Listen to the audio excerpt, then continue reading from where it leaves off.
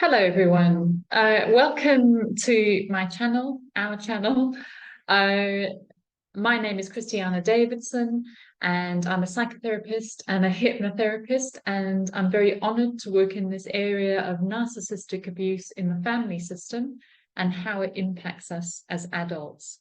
If you haven't already, please subscribe to my channel. That really helps the algorithm. And if you like this video as well, once you've watched it, obviously, that also assists in getting this healing message out there. And that's what I hope this channel, I really do hope that this is a healing space for people where they can hear their story perhaps, and find a bit more clarity about their own experiences in childhood and how it's affecting them today.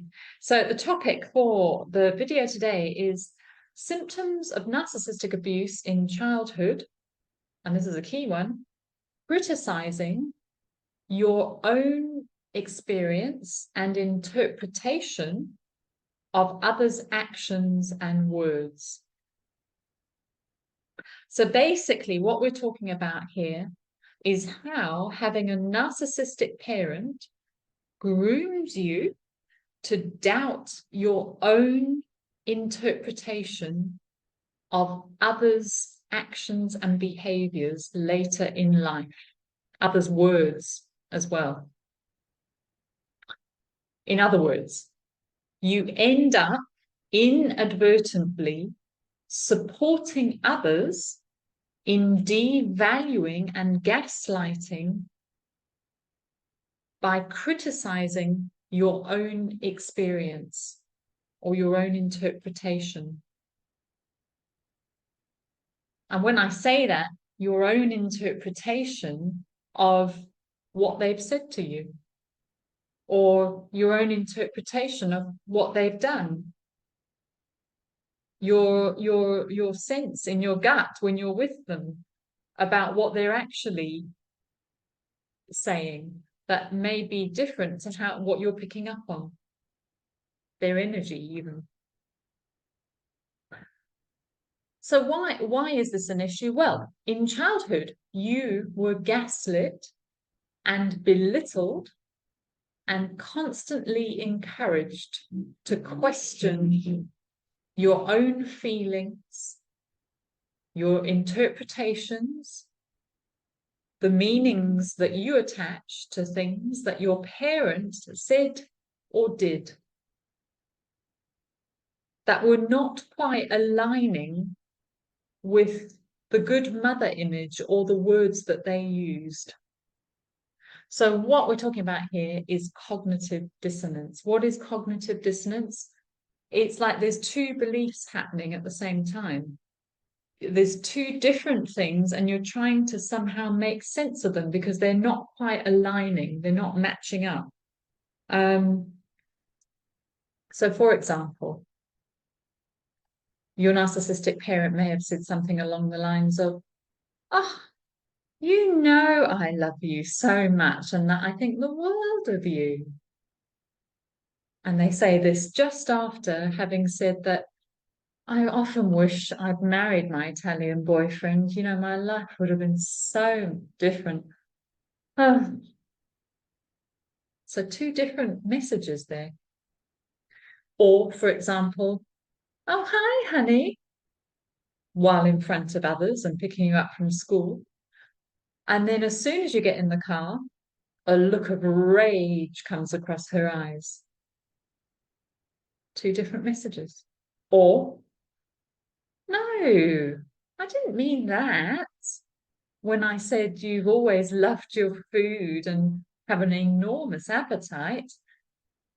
I didn't mean it was a bad thing. I meant it was a good thing because, you know, you're not skinny like some of the other girls, you know, in your class. No, you're the healthy, strong one."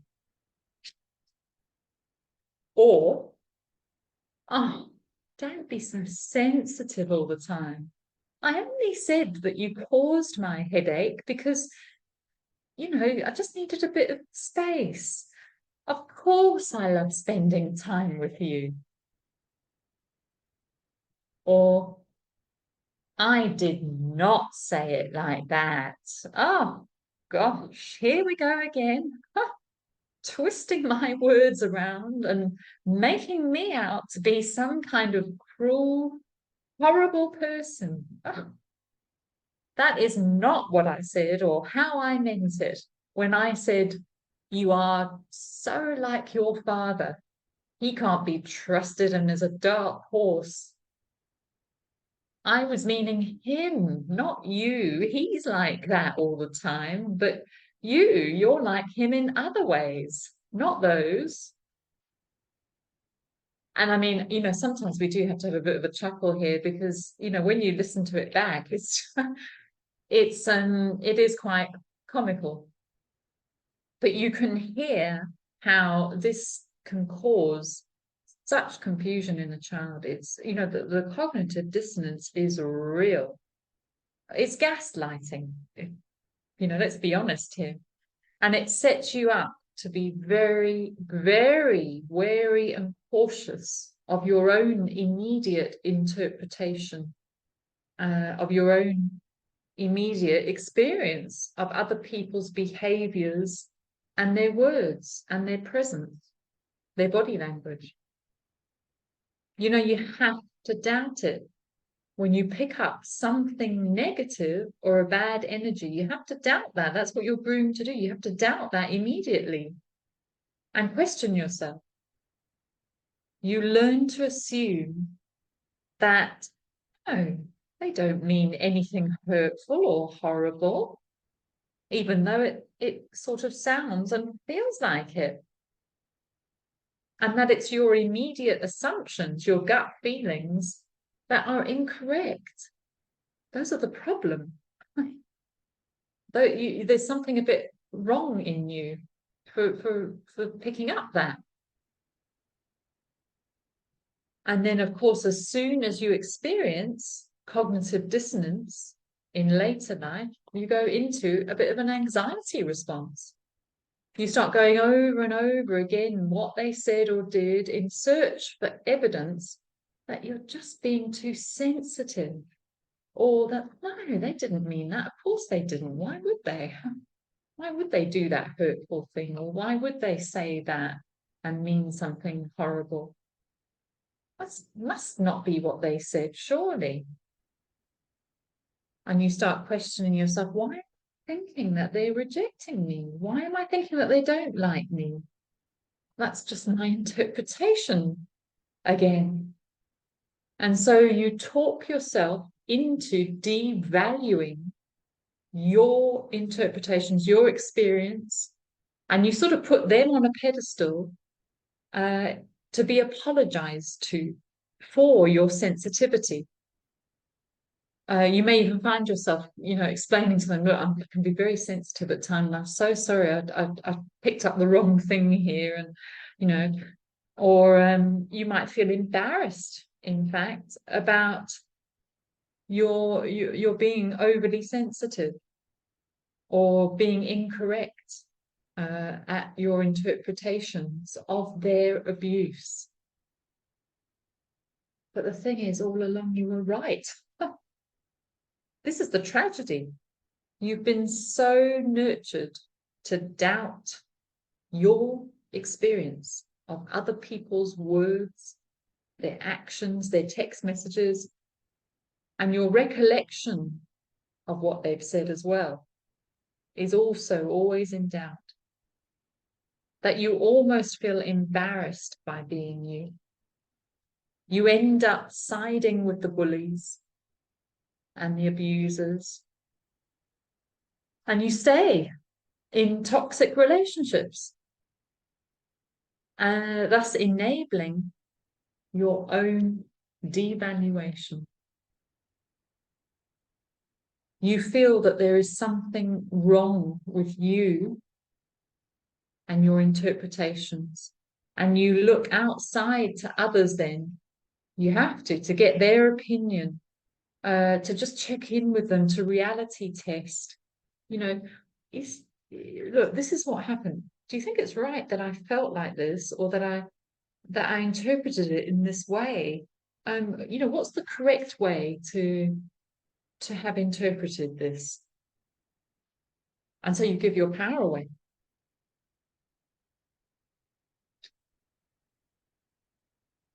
You compare yourself to the abuser, and you think that you're the broken one.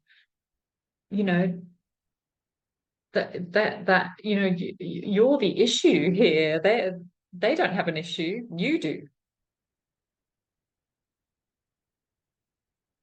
Then also the fear of finding out that you were too sensitive, that you did get it wrong, is also so distressing, and it's coupled by flashbacks of others in the past who did invalidate your experience when you asked for advice, who hinted that perhaps you were being a bit too sensitive. You see, if you ever questioned it further with your narcissistic parent, you may have been belittled, dismissed, shamed, with a shaking head, like rolling of the eyes, a look of disbelief, like, or further confusing explanations, circular arguments, further gaslighting. And if this has been your experience, well, then in adulthood, I would suggest that you will without doubt be facing similar feelings in your friendship groups, in your romantic relations, even at work, with colleagues, anyone, really, neighbors. You may find you are always listening out for the hidden meaning behind others' words, and you just can't trust anyone, which is understandable. So part of the healing then is to begin changing that negative belief that's been running the show, that I am too sensitive, that I can't trust my interpretations, that my experience is wrong. And you need to start valuing your initial interpretation of acknowledging it and saying to yourself, that is a valid response. However, we don't want to be always acting on that initial interpretation, because sometimes this can be coupled with the belief that others are out to get me. So there's a bit of a balancing act, but really, to be honest, the healing work is to trust your interpretation. First and foremost, trust your interpretation, trust your gut experience, but then also be aware that you have a tendency perhaps to take things very personally when actually they're nothing to do with you. They are generally projections. So once you can see that, you can see the projections of others, then you're able to step away from taking it so personally. But trusting your interpretation is going to be key. And you may need a therapist to help you with that. That's where that sort of enlightened witness can come in and help you to validate the correctness of your interpretation. Yes, you are seeing it correctly, and the way you've experienced is not off. It's your experience of this relationship. And that is where the healing happens. That's where the empowerment comes back. And ultimately, then a bit further down the line, we're able to hold that interpretation, and then also to sometimes find a means to sort of just be aware of those immediate assumptions we make. I'm not saying that they're wrong, but we're able to less sort of be reactive to them. And we can sort of give others a bit of grace sometimes, you know, that people do have moods and ups and downs and they might project, etc. Not to say that that's an excuse for the behavior towards you. I hope this helps everyone. Please reach out if you would like to work one-on-one with me. I have the most amazing program, and I'm so honored to work with the clients that I'm working with now and all those in the past. So many lives are transforming. And the thing about hypnotherapy is it doesn't just work in the time that we're working together. It continues to work in the years to come. It's the catalyst for a real deep connection within you that was severed through things like cognitive dissonance and gaslighting in childhood. Take care, everyone, and see you again soon.